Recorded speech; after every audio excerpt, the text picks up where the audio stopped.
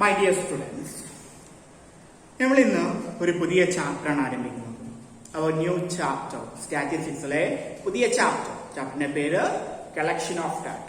Collection of data, ദത്തകളുടെ ശേഖരണം. Collection of data, ദത്തകളുടെ ശേഖരണം എന്ന് പറയുന്ന സ്റ്റാറ്റിസ്റ്റിക്സിലെ രണ്ടാമത്തെ ചാപ്റ്ററാണ് ഇന്ന് മുതൽ നമ്മൾ പുതിയ ഭാഗത്തായിട്ട് എടുത്തു വരുന്നത്. ഓക്കെ, അപ്പൊ നിങ്ങൾ കൃത്യമായിട്ട് ശ്രദ്ധിക്കുക, കാര്യങ്ങൾ കൃത്യമായിട്ട് ക്ലിയർ ആയിട്ട് കേട്ട് മനസ്സിലാക്കുക. ഓക്കെ, അപ്പോൾ വളരെ ഇമ്പോർട്ടന്റ് ആയിട്ടുള്ള ഒരു ചാപ്റ്ററാണ്, നമ്മുടെ ഫോക്കസ് ഏരിയയിൽ വരുന്ന ഒരു ചാപ്റ്ററാണ്, അതുകൊണ്ട് തന്നെ ഇമ്പോർട്ടൻസ് കുറച്ചും കൂടി കൂടും. ഓക്കെ, അപ്പോ ചാപ്റ്റർ 2 രണ്ടാമത്തെ ചാപ്റ്ററിന്റെ പേര് കൃത്യമായിട്ട് കൊടുത്തിട്ടുണ്ട്, കളക്ഷൻ ഓഫ് ഡാറ്റ, ദത്തകളുടെ ശേഖരണം. ഓക്കെ, അപ്പൊ ദത്തകൾ ശേഖരിക്കപ്പെടുമ്പോൾ, ഡാറ്റ കളക്ട് ചെയ്യപ്പെടുമ്പോൾ നമ്മൾ ആദ്യമായിട്ട് മനസ്സിലാക്കേണ്ടത് രണ്ട് ഘടകങ്ങളാണ്. രണ്ട് കാര്യങ്ങളെ നമ്മൾ ആദ്യമായിട്ട് ഇതില് മനസ്സിലാക്കണം. ഓക്കെ, അതാണ് ഞാൻ ആദ്യമായിട്ട് ചാപ്റ്ററിന്റെ ടോപ്പിക്സിലേക്ക് വരുന്നതിന് മുൻപ് തന്നെ എഴുതിയിട്ടുള്ളത്. ഒന്നാമത്തത് വേരിയബിൾ. എന്താണ് variable? What is mean by a variable? നിങ്ങൾ ഈ വേർഡ് എപ്പോഴും കേൾക്കുന്നതാണ്, ഒരുപാട് കേട്ടിട്ടുണ്ട്.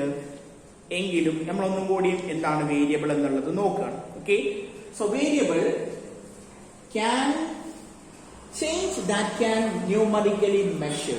Variable is that change that can numerically measured.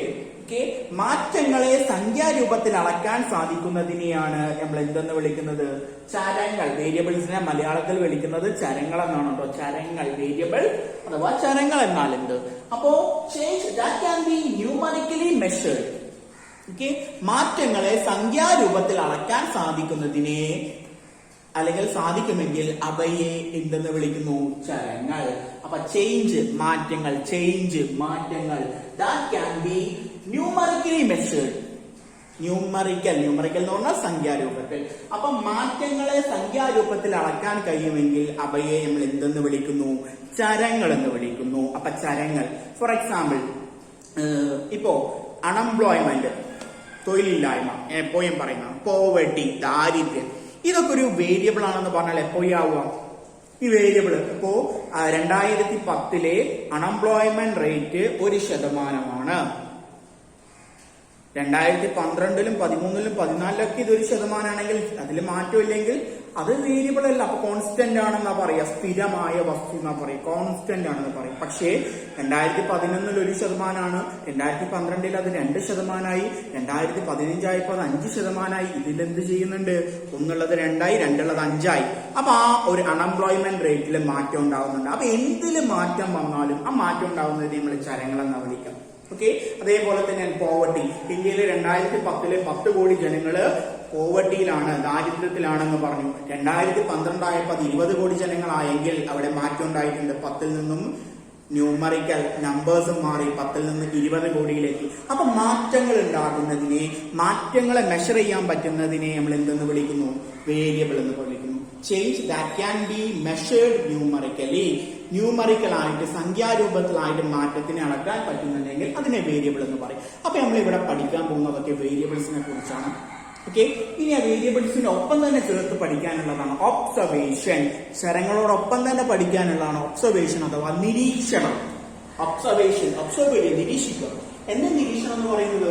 Numerical value of the variable. Numerical value of the variable, ചരങ്ങളുടെ സംഖ്യാരൂപത്തിലുള്ള മൂല്യം. ഇപ്പൊ ഞാൻ നേരത്തെ പറഞ്ഞു അൺഎംപ്ലോയ്മെന്റ് 1%ആണ്. അപ്പൊ അൺഎംപ്ലോയ്മെന്റ് ചരാണെങ്കിൽ 1% അതിന്റെ മൂല്യമാണ്. ഓക്കെ, അതായത് പോവർട്ടി 2011 10 കോടിയായിരുന്നു എന്ന് പറഞ്ഞു. അപ്പൊ പോവർട്ടി ഒരു ചരമാണെങ്കിൽ 10 കോടി അതിന്റെ മൂല്യമാണ്. അപ്പൊ ചരങ്ങളുടെ മൂല്യത്തെ, വാല്യൂവിനെ, numerical value of the variable, വേരിയബിളിനെ സംഖ്യകൾ നൽകുമ്പോൾ അതിനെ എന്തെന്ന് വിളിക്കുന്നു? ഒബ്സർവേഷൻ, നിരീക്ഷണം എന്ന് പറയുന്നത്. അപ്പൊ വേരിയബിൾ എന്ന് പറഞ്ഞാൽ ചേഞ്ചിനെ മെഷർ ചെയ്യാൻ പറ്റുന്ന, ന്യൂമറിക്കലായിട്ട് മെഷർ ചെയ്യാൻ പറ്റുന്നതിനെ വേരിയബിൾസ് എന്ന് പറയുന്നു. ഈ വേരിയബിൾസിന് നമ്മൾ നമ്പേഴ്സ് നൽകുമ്പോൾ, വേരിയബിൾസിന് വാല്യൂ നൽകുമ്പോൾ, മൂല്യം നൽകുമ്പോൾ, അളവ് നൽകുമ്പോൾ അതിനെ എന്തെന്ന് വിളിക്കുന്നു? ഒബ്സർവേഷൻ, നിരീക്ഷണം എന്ന് വിളിക്കുന്നു. അപ്പൊ അതിൽ നിന്നാണ് നമ്മൾ ഇന്ന് ആരംഭിച്ചിട്ടുള്ളത്. അപ്പൊ 2 വേർഡുകൾ കിട്ടിയിട്ടുണ്ടാവുമെന്ന് വിചാരിക്കുന്നു. വേരിയബിൾസ് എന്താണെന്നുള്ളത്, ഒബ്സർവേഷൻസ് എന്താണെന്നുള്ളത്. ഇനി നമ്മളുടെ ചാപ്റ്ററിലേക്ക് വരാം. ഓക്കെ, അപ്പൊ നമ്മൾ ആദ്യമായിട്ട് ഇതിൽ പഠിക്കാനുള്ളത് what are the sources of data. എന്തൊക്കെയാണ് ഡാറ്റയുടെ സോഴ്സസ്? നമ്മൾ പറഞ്ഞു ഡാറ്റ എന്താണെന്നുള്ളത്. ഓക്കെ, കഴിഞ്ഞ ക്ലാസ്സിൽ പഠിച്ചു, കഴിഞ്ഞ ചാപ്റ്ററിൽ പഠിച്ചു ഡാറ്റ എന്താണെന്നുള്ളത്, ദത്തകൾ എന്തൊക്കെയാണെന്നുള്ളത്. ഇനി ദത്തകൾ എങ്ങനെയാണ് ലഭിക്കുക? How we are collecting data, എങ്ങനെയാണ് നമുക്ക് ഡാറ്റകളെ കണ്ടുപിടിക്കുക? അപ്പൊ അതിന് ചില സ്രോതസ്സുകളുണ്ട്. അപ്പൊ ദത്തകളുടെ സ്രോതസ്സുകളെ കുറിച്ചാണ് ഇനി നമ്മൾ പഠിക്കാൻ പോകുന്നത്. സോഴ്സസ് ഓഫ് ഡാറ്റ, ദത്തകളുടെ സ്രോതസ്സുകൾ ഏതൊക്കെയാണ്? അപ്പൊ ദത്തകളുടെ സ്രോതസ്സുകളെ രണ്ടായിട്ട് തരംതിരിച്ചിട്ടുണ്ട്. ദത്തകളുടെ സ്രോതസ്സുകളെ രണ്ടായിട്ട് തരംതിരിച്ചിട്ടുണ്ട്. ഒന്നാമത്തത് പ്രൈമറി ഡാറ്റ. ഒന്നാമത്തത് പ്രൈമറി ഡാറ്റ അഥവാ പ്രാഥമിക ദത്തകൾ. പ്രൈമറി ഡാറ്റ അഥവാ പ്രാഥമിക ദത്തകൾ. രണ്ടാമത്തത് സെക്കൻഡറി ഡാറ്റ അഥവാ ദ്വിതീയ ദത്തകൾ. അപ്പൊ ദത്തകളുടെ സ്രോതസ്സുകളെ, സോഴ്സസ് ഓഫ് ഡാറ്റയെ എത്രയായിട്ട് ക്ലാസിഫൈ ചെയ്തിട്ടുണ്ട്? രണ്ടായിട്ട് ക്ലാസിഫൈ ചെയ്തിട്ടുണ്ട്. ഒന്ന് പ്രൈമറി ഡാറ്റ അഥവാ പ്രാഥമിക ദത്തയും, രണ്ടാമത് സെക്കൻഡറി ഡാറ്റ അഥവാ ദ്വിതീയ ദത്തയും. അപ്പൊ എന്തൊക്കെയാണ് പ്രാഥമിക ദത്ത, എന്തൊക്കെയാണ് ദ്വിതീയ ദത്ത? ഇതാണ് അടുത്തതാണ് നമുക്ക് കാര്യമായിട്ട് നോക്കാനുള്ളത്. അപ്പൊ പ്രാഥമിക ദത്തകൾ ഞാൻ ആദ്യം പറയാണ്. Data collected directly by enumerator. അപ്പൊ ആദ്യം ആരാണ് എന്യൂമറേറ്റർ എന്ന് തന്നെ പറയാം? അന്വേഷകനെ. ഈ ദത്തകൾ ശേഖരിക്കുന്ന ആളുണ്ടല്ലോ, അന്വേഷിക്കുന്ന ആളുണ്ടല്ലോ, അയാളെയാണ് എന്യൂമറേറ്റർ എന്ന് പറയുന്നത്. അന്വേഷകൻ, മലയാളത്തിൽ അന്വേഷകൻ എന്ന് പറയും. അപ്പോ എന്താണ് പ്രൈമറി ഡാറ്റ പറയുന്നത്? The data collected directly by the enumerator. ദത്തകള് അന്വേഷകൻ തന്നെ നേരിട്ട് ശേഖരിക്കുന്നതിനെ, ദത്തകളെ അന്വേഷകൻ തന്നെ നേരിട്ട് ശേഖരിക്കുന്നതിനെ എന്ത് ദത്തകൾ എന്ന് വിളിക്കുന്നു? പ്രാഥമിക ദത്തകൾ എന്ന് വിളിക്കുന്നു. അപ്പൊ എന്താ പ്രാഥമിക ദത്തകൾ എന്ന് പറഞ്ഞാൽ? അന്വേഷകൻ നേരിട്ട് വിവരദാതാവിൽ നിന്ന്, അഥവാ വിവരങ്ങൾ നൽകുന്ന ആളാണ് വിവരദാതാവ്. അപ്പൊ അന്വേഷകൻ നേരിട്ട് ഈ വിവരം നൽകുന്ന ആളിൽ നിന്ന് ശേഖരിക്കുന്ന ദത്തകളെ എന്തെന്ന് വിളിക്കുന്നു? പ്രാഥമിക ദത്തകൾ എന്ന് വിളിക്കുന്നു. അപ്പൊ ഇതാണ് അന്വേഷകൻ നേരിട്ട് ശേഖരിക്കുന്ന ദത്തകളാണ് പ്രാഥമിക ദത്തകൾ. ഇവ ഒറിജിനൽ ഫോം ഓഫ് ഡാറ്റയാണ്. ഒറിജിനൽ ആണ്, ഡ്യൂപ്ലിക്കേറ്റ് അല്ല, മറ്റാരടുത്തൊന്നും കിട്ടിയതല്ല. ഇയാൾ നേരിട്ട് കണ്ടുപിടിച്ച് ഇയാൾ നേരിട്ട് ശേഖരിച്ച ദത്തകളാണ്. അപ്പൊ ദേ ആർ ഒറിജിനൽ. ഈ ഡാറ്റകൾ ഒറിജിനൽ ഫോം ഓഫ് ഡാറ്റയാണ്. മൗലിക ദത്തകളാണ്. മലയാളത്തിൽ പറഞ്ഞാൽ മൗലിക ദത്തകളാണ്. എന്താ മൗലിക ദത്തകൾ എന്ന് പറഞ്ഞാൽ? നേരിട്ട് നമ്മൾ തന്നെ കണ്ടുപിടിക്കുന്നതിനാണ് മൗലിക ദത്തകൾ എന്ന് പറയുന്നത്. പ്രധാനപ്പെട്ട ദത്തകളാണ്. അപ്പൊ മൗലിക ദത്തകളാണ്, ഒറിജിനൽ ഫോം ഓഫ് ഡാറ്റയാണ്. ഇതാണ് ഇതുമായിട്ട് ബന്ധപ്പെട്ട് പറയാനുള്ളത്, പ്രാഥമിക ദത്തയുമായിട്ട് ബന്ധപ്പെട്ട് പറയാനുള്ളത്. ഒന്നുകൂടി പറയാണ്, പ്രാഥമിക ദത്തകൾ പ്രൈമറി ഡാറ്റ എന്ന് പറഞ്ഞാൽ data collected directly by the enumerator. അന്വേഷകൻ നേരിട്ട് ശേഖരിക്കുന്ന ദത്തകളെയാണ് പ്രാഥമിക ദത്തകൾ എന്ന് പറയുന്നത്. And they are original form of data. ഇവ എങ്ങനെയുള്ള ദത്തകളായിരിക്കും? മൗലിക ദത്തകളായിരിക്കും. ക്ലിയർ ആണല്ലോ? ഫോർ എക്സാമ്പിൾ, അതിനൊരു ഉദാഹരണം പറഞ്ഞിട്ടുണ്ടെങ്കിൽ, നമ്മൾ ഒരു കണ്ടക്ടിങ് എ സർവേ, ഒരു സർവേ കണ്ടക്ട് ചെയ്യുകയാണ്.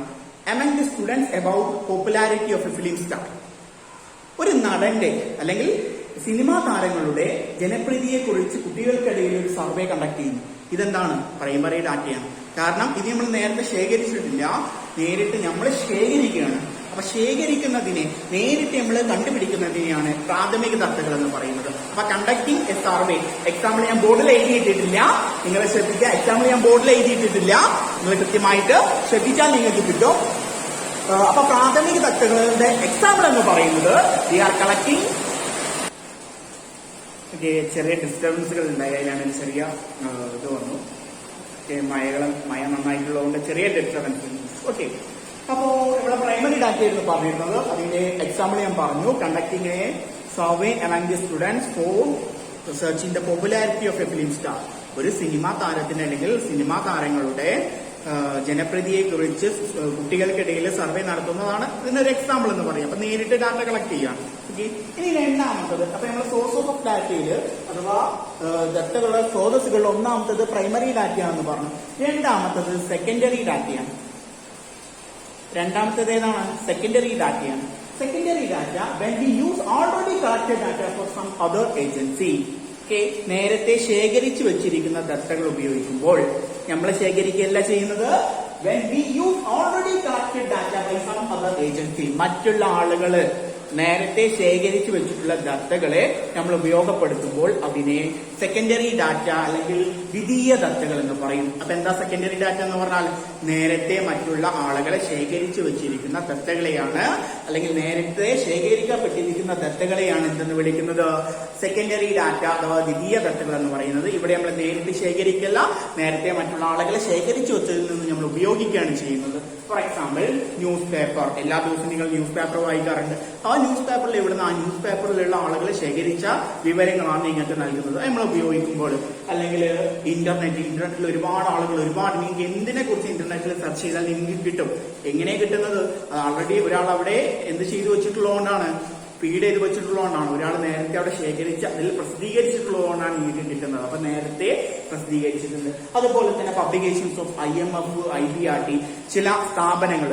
IMF എന്ന് പറഞ്ഞാൽ അന്താരാഷ്ട്ര നാണയനിധി, ഇന്റർനാഷണൽ മോണിറ്ററി ഫണ്ട്, ഇങ്ങനെയുള്ള അന്താരാഷ്ട്ര തലത്തിലുള്ള ഏജൻസികൾ, RBI, റിസർവ് ബാങ്ക് ഓഫ് ഇന്ത്യയുടെ റിസർവ് ബാങ്ക്, ഇവയൊക്കെ ഓരോ വർഷവും അവരുടെ റിപ്പോർട്ടുകൾ പ്രസിദ്ധീകരിക്കാറുണ്ട്. ഇതിൽ നിന്ന് നമ്മൾ ഡാറ്റകൾ എടുക്കുമ്പോൾ ഇതൊക്കെ എന്താണ്? നേരത്തെ അവർ പ്രസിദ്ധീകരിച്ച നേരത്തെ അവർ കളക്ട് ചെയ്തതാണ്. അപ്പൊ നേരത്തെ ശേഖരിക്കപ്പെട്ടിരിക്കുന്ന ഡാറ്റകളെ, ഓൾറെഡി കളക്റ്റഡ് ഡാറ്റയാണ് നമ്മൾ എന്തെന്ന് വിളിക്കുന്നത്? സെക്കൻഡറി ഡാറ്റ എന്ന് പറയുന്നത്. എന്നാൽ പ്രൈമറി ഡാറ്റ എങ്ങനെയല്ല, ദേ ആർ കളക്റ്റഡ് ഡയറക്ട്ലി, നേരിട്ട് ശേഖരിക്കുന്നതാണ്. ഇവിടെ നേരിട്ട് ശേഖരിക്കുന്നതല്ല, പകരം നേരത്തെ ശേഖരിച്ചു വെച്ചതിൽ നിന്നും എടുക്കുന്നതാണ്. ഇതാണ് രണ്ടും തമ്മിലുള്ള വ്യത്യാസം. ഓക്കെ, ഇനി നമ്മളൊരു കാര്യം കൂടി ഇവിടെ ഈ ബോർഡിൽ എഴുതിയിട്ട് മെൻഷൻ ചെയ്യാണ്. സർവേ. എല്ലാവർക്കും അറിയാം എന്താ സർവേ എന്ന്, ഞാൻ കൂടുതൽ പറയേണ്ട ആവശ്യമൊന്നുമില്ല. A method of gathering information from individuals. വ്യക്തികളിൽ നിന്ന് വിവരങ്ങൾ ശേഖരിക്കുന്നതിനുള്ള രീതിയാണ് സർവേ എന്ന് പറയുന്നത്. ആളുകൾ കാണാറില്ലേ, ഓൺലൈനിൽ സർവേ നടത്താറുണ്ട്. അല്ലെങ്കിൽ നിങ്ങളെ കയ്യിൽ ചോദ്യാവലി കൊണ്ടുവന്നിട്ട് അത് ടിക്ക് ചെയ്തിട്ട് നിങ്ങളോട് കാര്യങ്ങൾ ചോദിച്ചിട്ട് സർവേ നടത്താറുണ്ട്. അപ്പോൾ സർവേ എന്ന് പറഞ്ഞാൽ ഒരു രീതിയാണ്. എന്തിനുള്ള രീതിയാണ്? ആളുകളിൽ നിന്ന് വിവരങ്ങൾ ശേഖരിക്കാനുള്ള, ഡാറ്റകൾ ശേഖരിക്കാനുള്ള രീതിയാണ് എന്തെന്ന് പറയുന്നത്? സർവേ എന്ന് പറയുന്നത്. Okay, okay. അപ്പൊ നമ്മള് സർവേ എന്താണെന്നുള്ളത് പറഞ്ഞു. വിവരങ്ങൾ ശേഖരിക്കാനുള്ള രീതിയാണ്. അപ്പൊ ഈ സർവേയുടെ ഇൻസ്ട്രുമെന്റ് അല്ലെങ്കിൽ സർവേ കണ്ടക്ട് ചെയ്യാൻ ഇൻസ്ട്രുമെന്റുകൾ വേണം, ഉപകരണങ്ങൾ വേണം. വെറുതെ സർവേ കണ്ടക്ട് ചെയ്യാൻ പറ്റും. ഓക്കെ, അപ്പൊ എങ്ങനെയാണ് നമ്മൾ സർവേ സാധാരണ കണ്ടക്ട് ചെയ്യുക? The preparation of instruments. അതിന് ഇൻസ്ട്രുമെന്റ്സുകൾ പ്രിപ്പയർ ചെയ്യണം. വെറുതെ സർവേ കണ്ടക്ട് ചെയ്യാൻ പറ്റൂല. എന്ത് ഉണ്ടാക്കണം അവിടെ? അതിന് വേണ്ട ഇൻസ്ട്രുമെന്റ്സ്, ഉപകരണങ്ങള് നിർമ്മിക്കണം, അല്ലെങ്കിൽ ഉപകരണങ്ങളെ തയ്യാറാക്കണം. ആ ഉപകരണങ്ങൾ ഉപയോഗിച്ചിട്ട് മാത്രമേ നമുക്ക് എന്ത് തയ്യാറാക്കാൻ പറ്റുള്ളൂ, എന്ത് കണ്ടുപിടിക്കാൻ പറ്റുള്ളൂ, വിവരങ്ങളെ കണ്ടുപിടിക്കാൻ പറ്റുള്ളൂ, സർവേ കണ്ടക്ട് ചെയ്യാൻ പറ്റുള്ളൂ. അപ്പൊ സർവേയിൽ ഉപയോഗിക്കുന്ന ഏറ്റവും പ്രധാനപ്പെട്ട ഉപകരണം ഏതാണെന്നുള്ളതാണ് നമ്മൾ ഇവിടെ പഠിക്കാൻ പോകുന്നത്. ആ ഉപകരണത്തിനെ വിളിക്കുന്ന പേരാണ് ക്വസ്റ്റ്യനിയർ. സർവേയിൽ ഉപയോഗിക്കുന്ന ഏറ്റവും പ്രധാനപ്പെട്ട ഉപകരണം ഏതാണ്? ക്വസ്റ്റ്യനിയർ ആണ്. എന്താ ക്വസ്റ്റ്യനിയർ എന്ന് പറഞ്ഞാൽ? ചോദ്യാവലിയാണ്. ചോദ്യാവലി ഉപയോഗിച്ചിട്ടാണ് സർവേയിൽ എന്ത് കണ്ടെത്തല്? Informations conduct. അപ്പൊ എന്താ ക്വസ്റ്റ്യനിയർ എന്ന് പറഞ്ഞാൽ? The list of questions prepared by the investigator. Survey നടത്തുന്ന അന്വേഷകനുണ്ടല്ലോ, അദ്ദേഹം തയ്യാറാക്കുന്ന ചോദ്യങ്ങളുടെ ഒരു പട്ടികയാണ് എന്തെന്ന് പറയുന്നത്? ക്വസ്റ്റ്യനിയർ അഥവാ ചോദ്യാവലി എന്ന് പറഞ്ഞാൽ. അപ്പൊ ഈ ചോദ്യാവലി ഉപയോഗിച്ചിട്ടാണ്, ഈ ലിസ്റ്റ് ഓഫ് ക്വസ്റ്റ്യൻസ്, ചോദ്യങ്ങളുടെ പട്ടിക ഉപയോഗിച്ചിട്ടാണ് ആര് സർവേ കണ്ടക്ട് ചെയ്യാറ്? സർവേ കണ്ടക്ട് ചെയ്യല് ആര്? ഇൻവെസ്റ്റിഗേറ്റർ, അല്ലെങ്കിൽ നമ്മൾ സർവേയർ എന്ന് വിളിക്കും. സർവേ കണ്ടക്ട് ചെയ്യുന്ന ആളുകളാണ് സർവേയേഴ്സ് എന്ന് പറയുന്നത്. അവര് സർവേ കണ്ടക്ട് ചെയ്യുന്നത്, അല്ലെങ്കിൽ ഇൻവെസ്റ്റിഗേറ്റേഴ്സ് സർവേ കണ്ടക്ട് ചെയ്യുന്നത് എന്തുപയോഗിച്ചിട്ടാണ്? ക്വസ്റ്റ്യനിയർ ഉപയോഗിച്ചിട്ടാണ്. അപ്പൊ ഒരു നല്ല ക്വസ്റ്റ്യനിയർ ഉണ്ടെങ്കിൽ നല്ല സർവേ കണ്ടക്ട് ചെയ്യാൻ പറ്റും. നല്ല റിസൾട്ട് ആ സർവേയിലൂടെ കണ്ടെത്താൻ പറ്റും. ആ സർവേ നടത്തുന്നതിലൂടെ നല്ല റിസൾട്ട് ഉണ്ടാക്കണമെങ്കിൽ ആ ക്വസ്റ്റ്യനിയർ ഏറ്റവും നല്ല ക്വസ്റ്റ്യനിയർ ആയിരിക്കണം. അപ്പൊ എങ്ങനെയാണ് ഒരു മികച്ച ചോദ്യാവലി തയ്യാറാക്കുക? The qualities of a good questionnaire. ഒരു ചോദ്യാവലി തയ്യാറാക്കുമ്പോൾ ശ്രദ്ധിക്കേണ്ട കാര്യങ്ങൾ, അല്ലെങ്കിൽ ഒരു നല്ല ചോദ്യാവലിക്ക് എന്തൊക്കെ ഗുണങ്ങൾ ഉണ്ടാവണം, അതാണ് ഇവിടെ നമ്മൾ ഓരോന്നായിട്ട് പഠിക്കാൻ പോകുന്നത്. Qualities of a good questionnaire, ഒരു നല്ല ചോദ്യാവലിയുടെ ഗുണങ്ങൾ, അല്ലെങ്കിൽ what are the elements that we have to discuss before questionnaire, preparing a questionnaire. ഒരു ചോദ്യാവലി തയ്യാറാക്കുന്നതിന് മുൻപ് നമ്മൾ ശ്രദ്ധിക്കേണ്ട, അല്ലെങ്കിൽ നമ്മൾ ചർച്ച ചെയ്യേണ്ട വിഷയങ്ങൾ ഏതൊക്കെയാന്നുള്ളതാണ് ഇവിടെ പറയുന്നത്. ഓക്കെ, അപ്പൊ ഒരു നല്ല ചോദ്യാവലിയുടെ ഗുണങ്ങൾ, the qualities of a good questionnaire, നല്ല ചോദ്യാവലിയുടെ ഗുണങ്ങൾ എന്തൊക്കെയാന്നുള്ളതാണ് പറയുന്നത്. ഒരു 6 ഗുണങ്ങൾ, അതിലും കൂടുതൽ ഇഷ്ടം പോലെ ഉണ്ടാവും. നമ്മൾ 6 പ്രധാനപ്പെട്ട 6 ഗുണങ്ങൾ, 6 ക്വാളിറ്റീസ് ആണ് ഇവിടെ എക്സ്പ്ലെയിൻ ചെയ്യുന്നത്. ഓക്കെ, ഒന്നാമത്തത്, questionnaire should not be too long. ഒരു ചോദ്യാവലിയിൽ ഉൾപ്പെടുത്തുന്ന ചോദ്യങ്ങൾക്ക് പരിമിതിയുണ്ട്. 100 ക്വസ്റ്റ്യൻ ഒന്നും ഒരു ചോദ്യാവലിയിൽ ഉൾപ്പെടുത്താൻ പറ്റില്ല. അത് ചോദ്യങ്ങൾ ക്വസ്റ്റ്യനെയർ കൊണ്ടുപോയിട്ട് ഒരാൾക്ക് കൊടുത്താൽ അയാൾക്ക് ആൻസർ ചെയ്യാൻ പറ്റണം. 100 ക്വസ്റ്റ്യൻ കാണുമ്പോൾ അയാള് അത് ഇട്ടിട്ട് പോകും. അപ്പൊ ക്വസ്റ്റ്യനെയർ ഒരിക്കലും എന്ത് ചെയ്യാൻ പാടില്ല, കുറേയേറെ ക്വസ്റ്റ്യൻസുകൾ കൊണ്ടുവന്നിട്ട് ഒരു ക്വസ്റ്റ്യനെയർ ഉണ്ടാക്കാൻ പാടില്ല. ഏറ്റവും നിങ്ങൾക്ക് സർവേ ചെയ്യേണ്ട വിഷയത്തിന്റെ ഏറ്റവും മികച്ച ക്വസ്റ്റ്യനുകൾ മാത്രം, കുറെ ക്വസ്റ്റ്യൻസ് നിങ്ങൾ പ്രിപ്പയർ ചെയ്യാം. എന്നിട്ട് അതിലേറ്റവും മികച്ച കുറച്ച് ക്വസ്റ്റ്യൻസ് മാത്രം, നിങ്ങൾക്ക് വേണ്ട വിവരങ്ങൾ ലഭിക്കാൻ വേണ്ട ഏറ്റവും മികച്ച കുറച്ച് ക്വസ്റ്റ്യൻസുകൾ മാത്രമേ ഇതിൽ ഉൾപ്പെടുത്താൻ പാടുള്ളൂ, ചോദ്യാവലിയിൽ ഉൾപ്പെടുത്താൻ പാടുള്ളൂ. അപ്പൊ ചോദ്യാവലി എപ്പോഴും എങ്ങനെയായിരിക്കണം, ചെറുതായിരിക്കണം, വളരെ ദീർഘിച്ചതാകരുത്. ഇങ്ങനെയാണ് പറയുന്നത്, ചോദ്യാവലി വളരെ ദീർഘിച്ചതാകരുത്. Questionnaire should not be too long. ചോദ്യാവലി എന്ത് ചെയ്യരുത്, വളരെ ദീർഘിച്ചതാകരുത്. ഒന്നാമത്തെ ക്വാളിറ്റി അതാണ്, ഒരു ചെറിയ ചോദ്യാവലി മതി. രണ്ടാമത്തത്, questions should move from general to specific. ക്വസ്റ്റ്യനുകൾ, നിങ്ങൾ ചോദ്യാവലിയിൽ ഉൾപ്പെടുത്തുന്ന ചോദ്യങ്ങൾ, ക്വസ്റ്റ്യൻസുകൾ എങ്ങനെ മൂവ് ചെയ്യണം? ഒരു അടുക്കും ചിട്ടയില്ലാത്ത ചോദ്യാവലിയിൽ ചോദ്യങ്ങൾ ഉൾപ്പെടുത്താൻ പറ്റൂല. ഓക്കെ, ഒരു ചോദ്യാവലിയിൽ ചോദ്യങ്ങൾ ഉൾപ്പെടുത്തുമ്പോൾ ഒരു അടുക്കും ചിട്ടയും വേണം. അതിന് കൃത്യമായിട്ട് അതിനൊരു രൂപമുണ്ട്. അതായത് ചോദ്യാവലിയുടെ ആദ്യത്തെ ഭാഗങ്ങളിൽ നിങ്ങൾ എന്താ ഉൾപ്പെടുത്തുക, നെയിം ഓഫ് ദി റെസ്പോണ്ടന്റ്. ആരാണോ നിങ്ങൾക്ക് ചോദ്യങ്ങൾക്ക് ഉത്തരം തരുന്നത്, അയാളുടെ പേര്, അയാളുടെ വയസ്സ്, അയാളുടെ സെക്സ്, ലിംഗം, ആണാണോ പെണ്ണാണോ, അയാളുടെ അഡ്രസ്, ഇങ്ങനെയുള്ള ജനറൽ ആയിട്ടുള്ള അയാളെ കുറിച്ചും മറ്റുള്ളവരെ കുറിച്ചും കിട്ടേണ്ട ജനറൽ ആയിട്ടുള്ള പൊതുവായിട്ടുള്ള കാര്യങ്ങളെ കുറിച്ചുള്ള ചോദ്യങ്ങളാണ് ആദ്യം ഉണ്ടാവേണ്ടത്. എന്നിട്ട് നിങ്ങൾ എന്ത് ചെയ്യണം, അതങ്ങനെ ചോദിച്ചു പോവല്ല വേണ്ടത്. അതിൽ നിന്ന് തുടങ്ങിയിട്ട് മൂവ് ചെയ്യണം. എങ്ങോട്ട് മൂവ് ചെയ്യണം? ജനറൽ ക്വസ്റ്റ്യനുകളിൽ നിന്ന് സ്പെസിഫിക്കിലേക്ക് നിങ്ങൾക്ക് ആവശ്യമുള്ള വിവരങ്ങൾ വേണ്ടേ, ആ പ്രത്യേക ചോദ്യങ്ങളിലേക്ക് എത്തണം.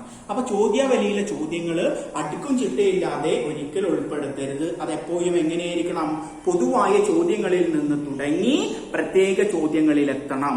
ഇങ്ങനെയാണ് ചോദ്യാവലിയിലെ ചോദ്യങ്ങൾ ഉൾപ്പെടുത്തേണ്ടത്. അല്ലാതെ അവസാനം ചോദിക്കേണ്ട ക്വസ്റ്റ്യൻ ആദ്യവും ആദ്യം ചോദിക്കേണ്ട ക്വസ്റ്റ്യൻ അവസാനം അങ്ങനെ ചോദിച്ചു പേര് ഏറ്റവും ലാസ്റ്റ് ചോദിച്ചാൽ എന്തായിരിക്കും അവസ്ഥ? നമുക്ക് കിട്ടേണ്ടത് ഒരാളുടെ ആധികാരികമായ വിവരങ്ങൾ കിട്ടണമെങ്കിൽ അയാളുടെ പേരും അയാളുടെ അഡ്രസ്സും അയാളുടെ നമ്പറും എല്ലാ കാര്യങ്ങളും വേണം. ഈ കാര്യങ്ങൾ ഉൾപ്പെടുത്തിയിട്ട്, ഈ ജനറൽ ആയിട്ടുള്ള പൊതുവായ ചോദ്യങ്ങൾ ഉൾപ്പെടുത്തിയിട്ട് അതിൽ നിന്ന് മെല്ലെ മെല്ലെ നമ്മൾ എന്തിലേക്ക് കൊണ്ടുപോവുകയാണ് ചെയ്യേണ്ടത്, നമ്മൾക്ക് കിട്ടേണ്ട പ്രത്യേക വിവരങ്ങൾക്ക് വേണ്ട പ്രത്യേക ചോദ്യങ്ങളിലേക്ക് അവരെത്തിക്കണം. അതാണ് പറഞ്ഞത്. രണ്ടാമത്തത്, questions should move from general to specific. ചോദ്യങ്ങൾ പൊതുവായ ചോദ്യങ്ങളിൽ നിന്ന് പ്രത്യേക ചോദ്യങ്ങളിലേക്ക് എത്തുന്ന രൂപത്തിലായിരിക്കണം. ഇതാണ് രണ്ടാമത്തെ ചോദ്യാവലിയുടെ ഗുണം, ഉണ്ടായിരിക്കേണ്ട ഗുണം, ക്വാളിറ്റി എന്ന് പറയുന്നത്. മൂന്നാമത്തത്, the question should be precise and clear. ചോദ്യങ്ങൾ കൃത്യതയുള്ളതും വ്യക്തവുമായിരിക്കണം. എന്തെങ്കിലും ചോദ്യം ചോദിച്ചിട്ട് കാര്യമില്ല. ചോദിക്കുന്ന ക്വസ്റ്റ്യൻസ് നമ്മൾ പറഞ്ഞ കുറച്ച് ചോദ്യങ്ങളെ വലുതാവാൻ പാടില്ലല്ലോ, അപ്പൊ കുറച്ച് ചോദ്യങ്ങൾ ഉൾപ്പെടുത്തുള്ളൂ. ആ ഉൾപ്പെടുത്തുന്ന ചോദ്യങ്ങൾ എന്തായിരിക്കണം? പ്രിസൈസ് ആൻഡ് ക്ലിയർ, കൃത്യതയുള്ളതും വ്യക്തവുമായിരിക്കണം. അതാണ് മൂന്നാമത്തെ ഗുണം, ക്വാളിറ്റി. നാലാമത്തത്, question should not be ambiguous. Questions should not be ambiguous. അവ്യക്തമായ ചോദ്യങ്ങൾ ചോദിക്കരുത്, ആംബിഗസ് ആയിട്ടുള്ള ചോദ്യങ്ങൾ ചോദിക്കരുത്. എന്തുണ്ടായിരിക്കണം? വ്യക്തതയുള്ളത്. അതാണ് മുകളിൽ പറഞ്ഞതും, വ്യക്തതയുള്ള ചോദ്യങ്ങളായിരിക്കണം. Should not be ambiguous. അവ്യക്തമായ ചോദ്യങ്ങൾ ചോദിക്കാൻ പാടില്ല ഏതില്? ഒരു ക്വസ്റ്റ്യനിയറില്. അപ്പൊ question should not be ambiguous. അവ്യക്തതയുള്ള ചോദ്യങ്ങളായിരിക്കരുത്. ചോദ്യങ്ങൾ അവ്യക്തതയുള്ളത് ആയിരിക്കരുത്. എങ്ങനെയുള്ളതായിരിക്കണം? വ്യക്തതയുള്ളതായിരിക്കണം. അതാണ് നാലാമത്തത്. Question should not be ambiguous. ചോദ്യങ്ങൾ അവ്യക്തതയുള്ളതാവരുത്. ഇനി അഞ്ചാമത്തെ quality, question should not have double negatives. ഒരു ക്വസ്റ്റ്യന്റെ ആൻസർ വരുമ്പോൾ അല്ലെങ്കിൽ ഒരു ക്വസ്റ്റ്യനിൽ ഡബിൾ നെഗറ്റീവ് വരാൻ പാടില്ല. എന്ന് പറഞ്ഞാൽ ദ്വയവിപരീത തരത്തിലുള്ള ചോദ്യങ്ങളാവരുത്. ദ്വയവിപരീതം എന്ന് പറഞ്ഞാൽ ആൻസർ ചെയ്യുമ്പോൾ രണ്ട് നെഗറ്റീവ് ആവും. ഓക്കെ, ചോദ്യം ചോദിച്ച് ഉത്തരം പറയുമ്പോൾ രണ്ടും നെഗറ്റീവ് ഉത്തരവാകും. അങ്ങനെയുള്ള ദ്വയവിപരീത തരത്തിലുള്ള ചോദ്യങ്ങൾ ഉൾപ്പെടുത്താൻ പാടില്ല. ഫോർ എക്സാമ്പിൾ, ഞാൻ നിങ്ങളോട് ആരുടെയെങ്കിലും ചോദിക്കുകയാണ്, നിങ്ങൾ മോഷണം നിർത്തിയോ?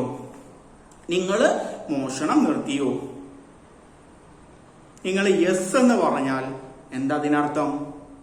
മോഷണം നിർത്തി. പക്ഷേ അവിടെ ഒരു അർത്ഥമുണ്ട്. എന്താണ്? നിങ്ങൾ മുമ്പ് മോഷ്ടിച്ചിരുന്നു, മോഷ്ടാവായിരുന്നു, നെഗറ്റീവാണ്.